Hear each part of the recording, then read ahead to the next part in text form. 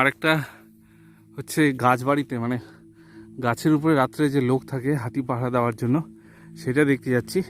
এর আগের ভিডিওতে একটা আমি দেখিয়েছিলাম, ওটা অন্যরকম ছিল, এটা অন্যরকম। তো চলুন এটা দেখে আসি। এটা কিন্তু রাত্রিবেলায় লোক থাকে হাতি পাহারা দেওয়ার জন্য। তো ওই ঘরটার কাছে এখন আমি যাচ্ছি। তো এটা যেহেতু ওঠার সিঁড়িটা আমাদের কাছে নেই, কারণ ওঠার সিঁড়িটা হচ্ছে আমাদের দিনের বেলা রাখে না, তো নিচের থেকেই আপনাদেরকে ঘরটা গাছটা দেখাই। সাধারণত এই ঘরগুলো ফরেস্টের মাঝখানে যে এই ঘরগুলো বানায়, সেগুলো হচ্ছে বিশাল মোটা গাছ দিয়ে বানায়, মোটা গাছের মধ্যে বানায় এই কারণে যাতে হাতি দল এসেও এই গাছটাকে তুলতে না পারে। যেমন এখন যেই ঘরটায় আছে, এই দেখুন উপরে যে উপরে ছাউনিয়ে দেওয়া আছে যাতে বৃষ্টি না পড়ে। এখানে কিন্তু ফরেস্ট ডিপার্টমেন্টের লোক উঠে থাকে, রাত্রিবেলা শুয়ে থাকে চারিদিকে পাহারা দেওয়ার জন্য। তো বা হাতির দল আসলে পরে হাতির দলকে দেখার জন্য।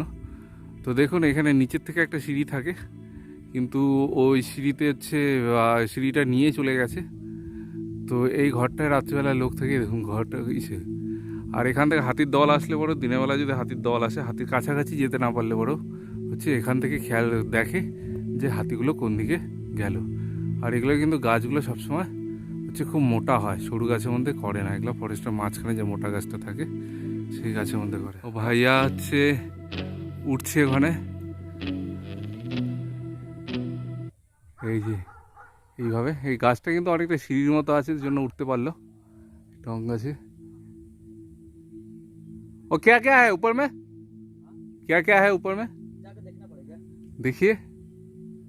এই দেখুন উঠে গেছে এখানে কিন্তু।